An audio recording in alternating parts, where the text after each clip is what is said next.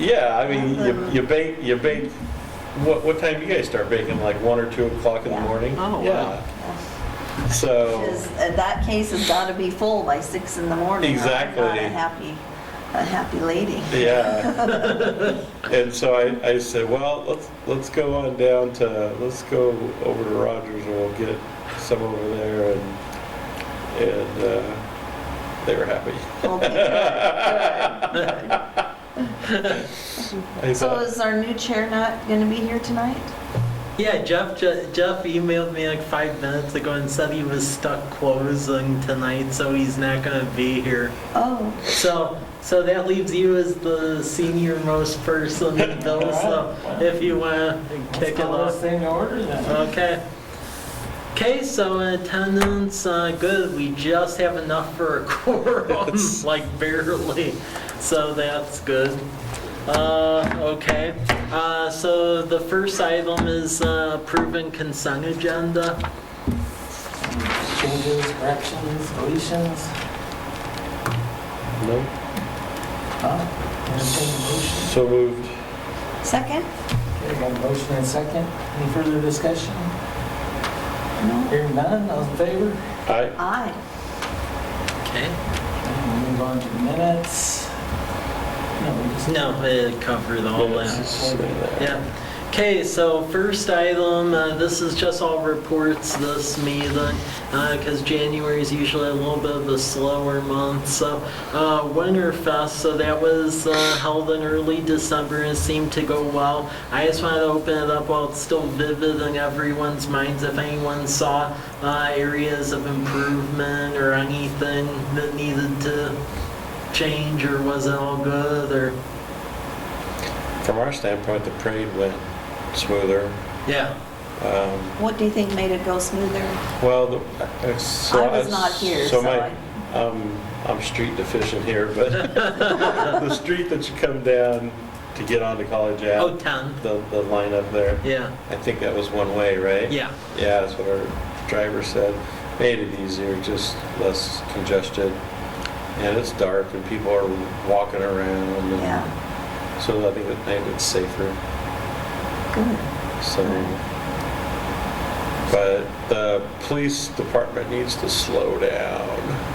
Oh, you mean during the parade? Yeah, they just took off and it's like, Well, I noticed that, and I was, because during the parade, to try to keep Charles going, I'm like the pace bike. right. Well, because otherwise he keeps trying to do loop-de-loops with the bike, the big bike, and then it holds up the parade. So I was trying to keep him going. But then as I'm going, I was like, where'd everyone else go? And then there's Yeah. like a big gap again. There was So- there was a huge gap in there, and we just, I mean, we couldn't keep up.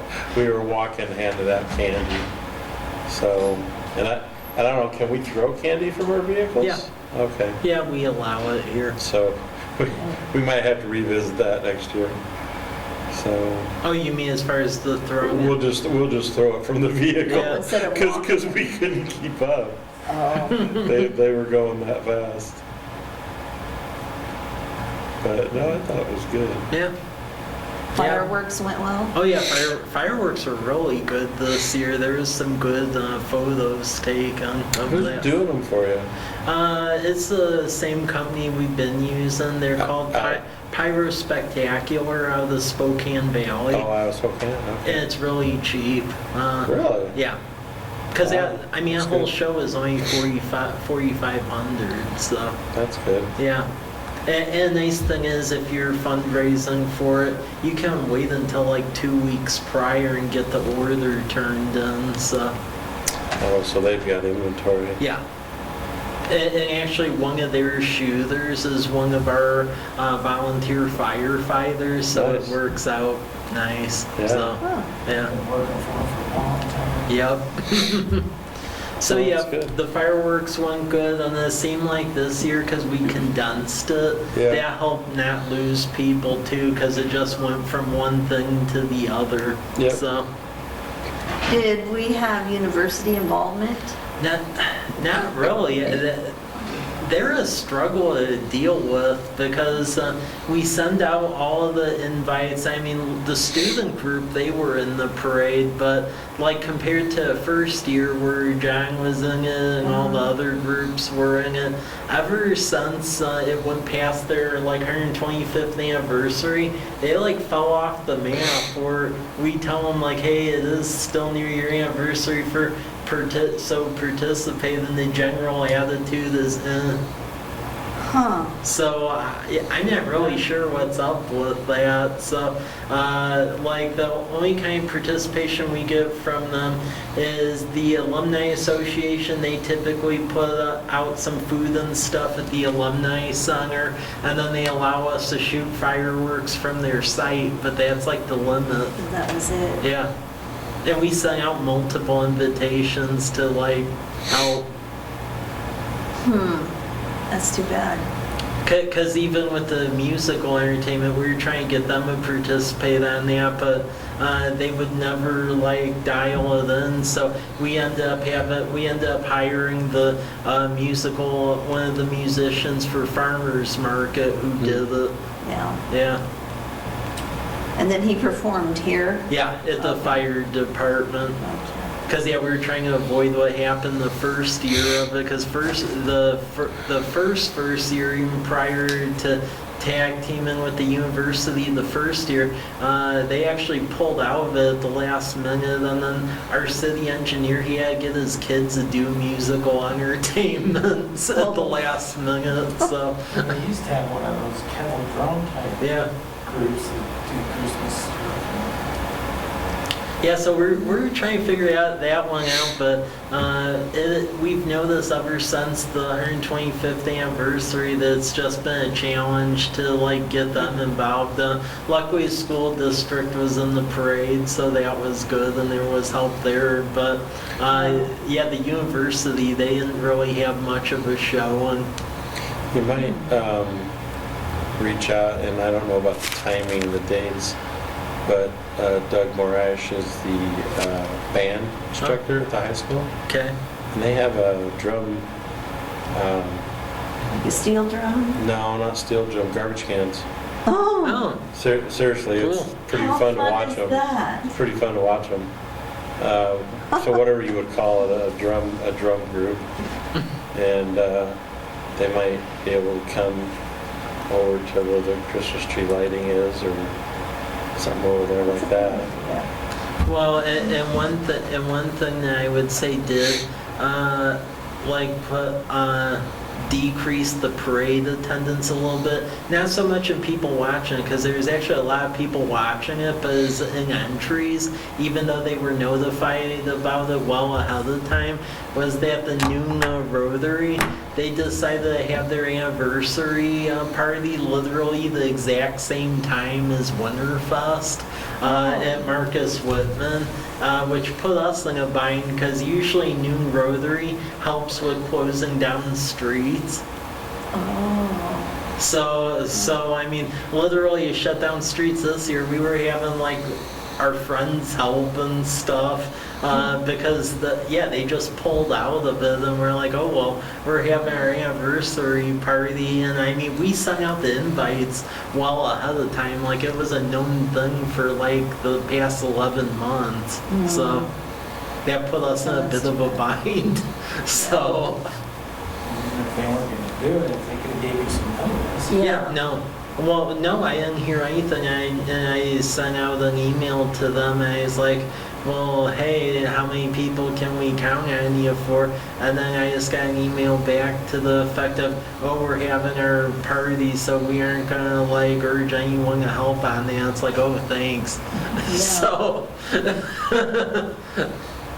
So yeah, it was a little interesting trying to administratively pull it off, but it went okay. Parade-wise, we'll probably we're gonna send out invites like even earlier, so I'm gonna put out a calendar invite now for it because it seems like when our parade was a little bit after Walla Walla's parade, that people just naturally signed up because they already had their floats together. But because of the way the Thursday falls for the next couple of years, we're actually a day or two ahead of theirs now. So it seems like a lot of people either forget that we have one, or they don't have their stuff put together yet, or both. So. But attendance was good, and the Murray's Rustic Pie, they actually sold out the pizza. Wow. That's a lesson I learned. Don't prepay for it. Luckily, he got me back later for it. But I was riding the bike at a parade. I was like, oh, I'll be back, go get pizza. And then I came back and it was all gone. I had no pizza. Oh. So, yeah. And I was like, oh. So. But does anyone else have comments or? Okay, well, I'll relay that to Lisa and Carolyn. Next couple items, and this will be for approval the next time, but we just update our flyers every year that has like the key information for the city, both 10-minute, 20-minute, and 40-minute drive times. The good thing this year, where it does actually put us on a different trajectory, is that the 40-minute drive time, we're finally eclipsing 70,000 people, so that's good. That typically is the dividing line between getting stores or restaurants or not. So we are above 70,000 people for the first time. Do they allow you to count into Oregon also? Yeah. Yeah. Yeah, it's just based on drive time. Sure. As you could see on the map right here, everything in blue is basically the 40-minute drive time. So yeah, for the first time, we're finally at that number. So that should help in that regard. So yeah, take a look at the flyers, let me know if you have any edits, but the key thing is our retail leakage. While the town center has helped in some ways, we still have significant retail leakage. The one that actually jumped by about 5 million this year is restaurants. Wow. Which surprised me. I didn't know there was that much pent-up demand for that. But because last year the leakage for restaurants was about 5 million, and when I pulled the report for this year, it was 10.4 million between the supply and the demand. So we have significant leakage there. Automotive dealers is another one. That gap almost doubled again too, because last year it was around 20 million. This year it's 33.8 million. When did the Ford dealership close down? Is that- Oh, that's been it's closed been down for a 4 or while. 5 was it 5 years. Last year's? Yeah. Yeah, but more people. Well, the Chevy dealership sold too. Yeah, well, then more people must be buying cars from here and going elsewhere outside the 40 minutes, because yeah, that about doubled too. The other one is gasoline stations. They had a significant increase. The gap there is about 22 million. And then Wow. clothing stores is at 20 million too, the gap. With gasoline, you can't hardly fight that. Yeah. Well, and gasoline, I mean, we have people on the hook who want to put gasoline in. It's more so a property owner issue and some of that. But yeah, and as you can see here, what we also did too, and we updated the colors as well to reflect the newer logo that was adopted last year out of the wayfinding plan. But we do have flyers essentially for most of our key commercial corridors. So this is Myra Road, and then we have the difference in population, the daytime population, which daytime population, that means people working nearby. That's another one where we finally broke the threshold. Even daytime population, we're now 338 people over that threshold. So we are over 70,000 even with daytime workers now.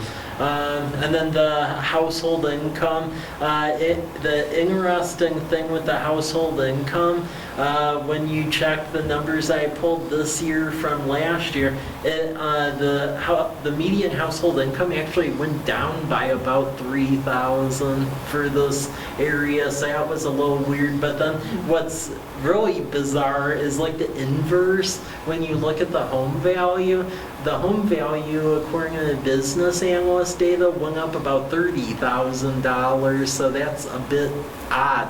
That the income actually went down a little bit, but yet the home value's going sky high. And then the thing that I find a bit alarming is looking at where they estimate the home values are going to go over the next 5 years. So if you look at this, like within a 10-minute drive time of Myra Road, right now they're saying the median home value is $242,000, and they're predicting the way the homes keep selling around here, by 2024 it'll go up at $333,000. I think a lot of that could be traced to the whole urban growth area issue and being uber conservative about like land to develop, and if you can't develop then the prices are going to go through the roof, and I think you're seeing that. So And definitely pay for the dirt over here. yeah, exactly. So for each of these business districts, we have the data points and then the retail leakage gap just off of each of the corridors, and it varies somewhat. So Myra Road, the factors where it just shows that there's a significant need is general merchandise stores, clothing and clothing accessories. Believe it or not, there still is a gap with building material and supplies. There still is a gap there. And then furniture and home furnishings. So that is that.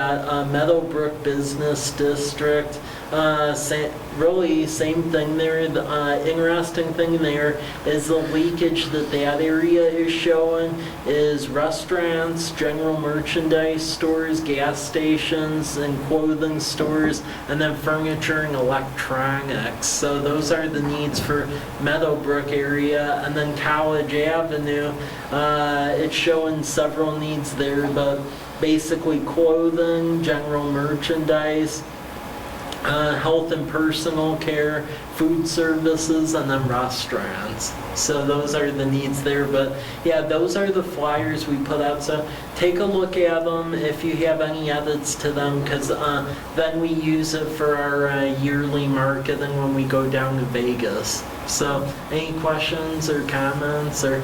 One comment I had, and it might have been just my computer, it seemed like some of the pictures weren't as sharp as they could be. Okay. I'll take a look at that. Like I said, it could have been just my computer program or something. Yeah. Just looks more professional and nice and crisp. Yeah. Okay. Anything else? Okay. Okay. Next one is the development tracker. So that's for January. So I'll go over that briefly. So the gas station, that one is still alive. The Project CK, they are going to come here. It's just getting them on another property, because there's a property that they want, but then there's the one they're probably going to go to, so that's the discrepancy at the moment. Project Corner Retail, that's where the do-it-yourself car wash is at. That property owner is just going to build a speculative building for basically retail on the bottom and then apartments above. So it'll be a mixed-use concept. Project Dollar, that is going in. That's a type of basically bank. Another one which did actually firm up was Project Idaho, which is another credit union. So there's a credit union that was actually pretty aggressive getting into Whitman County, and now they're actually coming out here. It's actually the Potlatch Credit Union out of Potlatch, Idaho. Now they're called P1FCU. That's the name of it. They're actually building 2 sites around here. So one of them will be in the empty space next to the hair salon inside Walmart. It's going to go in there probably in the next couple months. And then the other one is they're actually building a full service branch right across the street from the city limits at Dalles Military and Myra Road on the vacant site on the Walla Walla side. So yeah, so P1FCU, they're actually making a pretty big jump into here. They've been advertising heavy in the mornings. Yeah. Yeah, so there'll be another credit union there out of Potlatch, Idaho, and they actually give quite a bit of money for local community projects and stuff. So I was able to go through them for a lot of donations and Colfax. So some other things. Hop Thief, that is now fully open now, and that is definitely awesome. So a lot of people are supporting it. So that it's fully open now, so that's good. And the other nice thing is because they're doing so well, there's actually a chain restaurant and bar and grill type concept that's out in the Tri-Cities and other areas, and they're actually looking at going right across Sydney Lane from Hop Thief now, so like a sit-down restaurant type thing. So again, look at the abbreviation and you could figure it out, but there is a restaurant that's trying to do a deal over there. Then Project MD, they're just waiting on corporate approvals. Project Country is the hotel. There's this ongoing negotiations with that one. Project FM, and that's like the big box on College Avenue. They're still on the hook. The thing that they're just waiting for is for us to get the sewer line done. So as long as we uphold that end of the bargain, we believe they'll uphold their end of the bargain. So Human Bean, that's the drive-through coffee place right behind Home Depot. They're going to open in the first quarter, so they're pretty close to being done already. Project BK, I can say what that is. That's the Burger King. That there is an active lease that's been signed, basically right by Hop Thief, so it's going to go back in there. So there'll be it's supposed to be a combination Burger King, Popeyes, Tim Hortons, because it's the same company that owns all 3 now. The Rural Library District, that lease has been formally signed at the former Inland Cellular space, so they are remodeling it now. They're trying to fast track it since the Plaza Way location has flood damage right now. So they're really trying to aim to get our branch up by March. That's what I've been told. So they're doing good though. Then Project G6, that's another hotel. They're just in due diligence.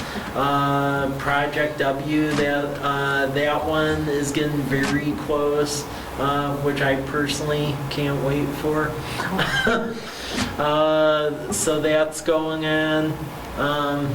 Let's see. Then Project D, what's holding that one up is they're waiting for City of Walla Walla to do what they wanted to do on Myra Road and 125, because the agreement I have with Walla Walla is that once they touch Myra Road and 125, then we'll finally get our left turn access on a commercial drive. And what they want to do with that intersection is they want to turn it into a roundabout. Myra Road and 125, which I have my own feelings on that, but as long as we get they own it, so that's on them. As long as we get our left turn lane, I'm pretty impartial. So that would be a sit-down restaurant, and they want to go right in the corner next community bank. It's just it's all contingent on getting that left turn lane. Project Flight. That's Mike Corliss, and Mike is Mike. So from what I've been told this year, they are going to try a petition and do some sort of land use change out there. So that's going to go through a formal hearing examiner process and the whole 9 yards. So we'll see what happens with that. Goodwill, which is right across the street from Home Depot, they're working on site plans with that. So the idea there is to have that operational by 2021, but that property's been all formally closed and they own it now, so it's definitely happening.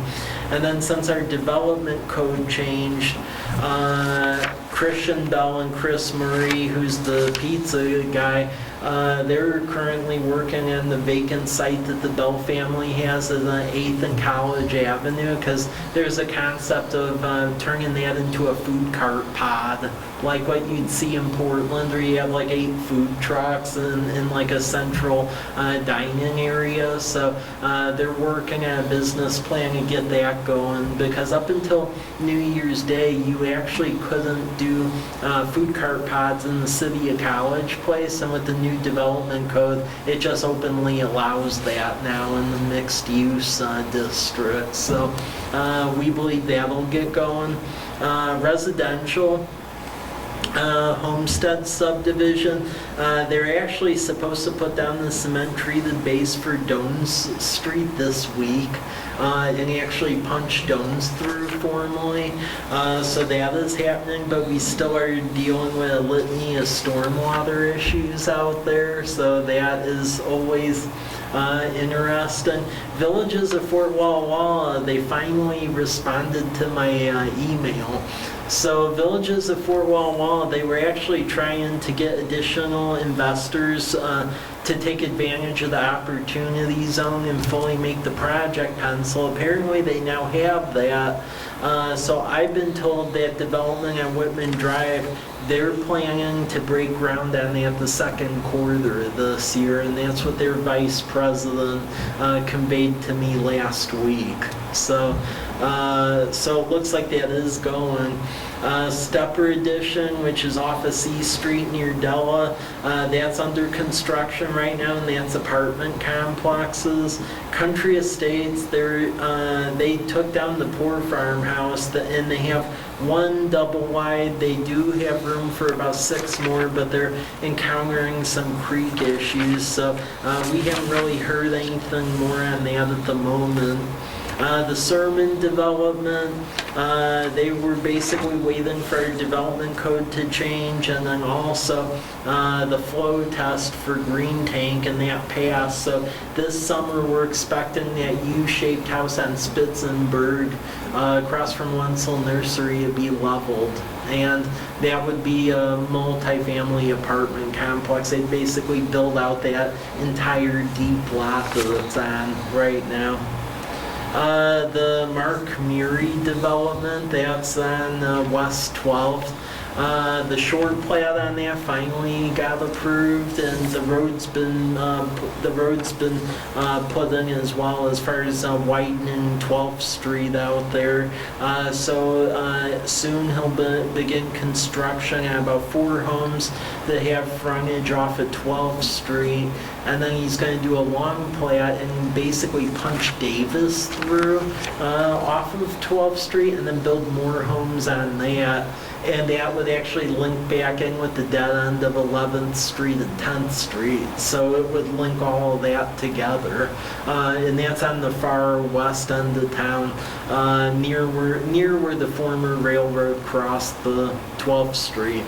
So that is going on. Stone Creek development, they're waiting for wastewater line to be put in, Hanby. Right now, they're actually in the process of building the apartment building to the rear of where all the apartments are at, off of College Avenue. And then Whispering Creek, that's the subdivision off of 8th Street at the field near Lions Park. We had the hearing examiner decision. It's basically been approved, but just with conditions. Likely they'll end up losing a lot or so to deal with stormwater and groundwater, because that area has really high groundwater. But that will be happening, and that'll basically be a public road that's a cul-de-sac off of 8th Street. And that is basically the development side of things. So if there's any questions on that, or... Okay.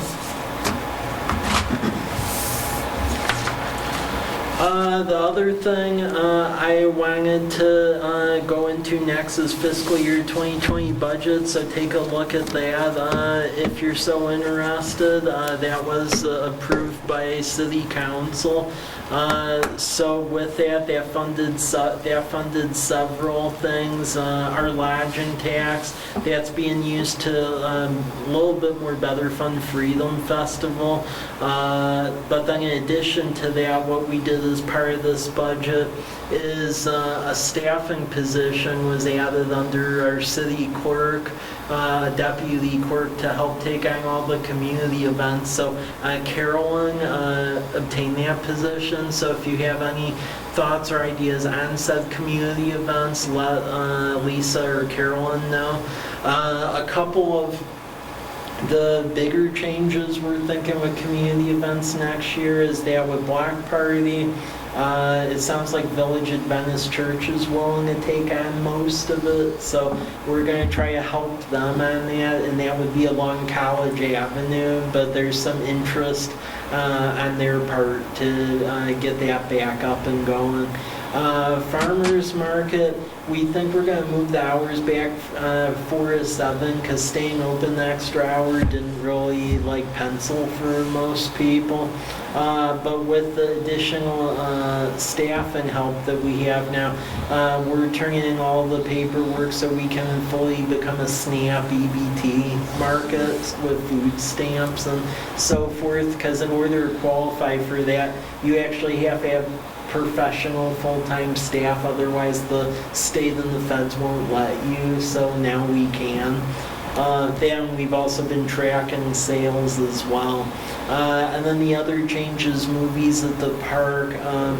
What we're thinking of doing there is almost along the line of the City of Walla Walla model, where they were having those neighborhood parties. So basically move the movies at the park to each of the parks. So there would be one at Lions Park, one at Kiwanis Park, one at Harvest Meadows, and then another at Veterans Park. We'll be seeking sponsors for that, though, because we do have to pay for movie rights and other things like that. What we're learning with that movies event, though, is that it doesn't really blend in with Farmers Market, so we're thinking of having its own standalone day and time. We're trying to figure out when, though, and the general question we would like to bounce off of everyone is, given how Sabbath falls, what we're trying to figure out is, would movies at the park be a palatable thing to have on a Saturday night, or is that still considered part of the Sabbath? It's sundown to sundown. So even past sundown, though? No. Oh, okay. Well, it's sundown Friday night to sundown Saturday night. So if it was held after sundown Saturday night, would it? It'd be fine. Okay, so you think there would be attendance then? Okay. Because we're thinking of doing it Saturday late night in College Place. We just want to make sure people show up for it. So. No, I think that's a good idea. Okay. Okay, because that's been an internal debate here we've been having on whether or not it would work. Oh. So Yeah. Saturday evenings. But yeah, those are the bigger changes. And then the one that is a little bit different too is that for 2020, October 31st, Halloween actually falls on a Saturday this year. So we're thinking of moving the city activities and the trick-or-treating at the businesses and keep it on Thursday still, so October 29th, because otherwise if it falls on Sabbath, we won't have a lot of folks attend. So we're thinking of keeping it on the Thursday. I think that's a good idea. So, okay.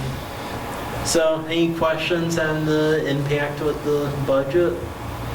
Okay. And then the last thing is just to bring to everyone's attention. And if you have any edits, let me know and we can convey it to the board. But every year they basically have an economic development strategy that everyone signs into. So they just released basically what the economic development strategy is for fiscal year 2020, and then also has basically our top 5 projects. So for us, it's basically wrapping up the drinking water wells, the wastewater line, the treatment plant upgrade, Cedar Damson, and then Lions Park reconstruction. And then the thing we continue to bug them about as well is getting an industrial site here in College Place, because we're the last city that they serve that has none. Because the port actually has industrial sites in Waitsburg and other areas in Walla Walla and pretty much everywhere else except here.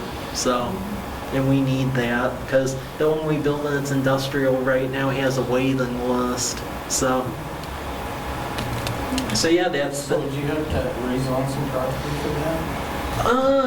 Technically, our general commercial zoning actually has wiggle room for light industrial uses. One of the sites I've been trying to push the port to talk to them about is the site that's owned by the Guglielmellis off of Rose Street. So that big field, basically between Damson and Tulip, near Conger's Carpet, because technically something light industrial could go there.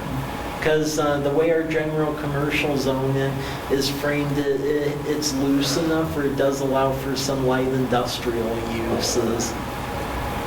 And really, that's the only site where it would be conducive. The only other site we would have is out at Martin Airfield, and who knows what's going on out there.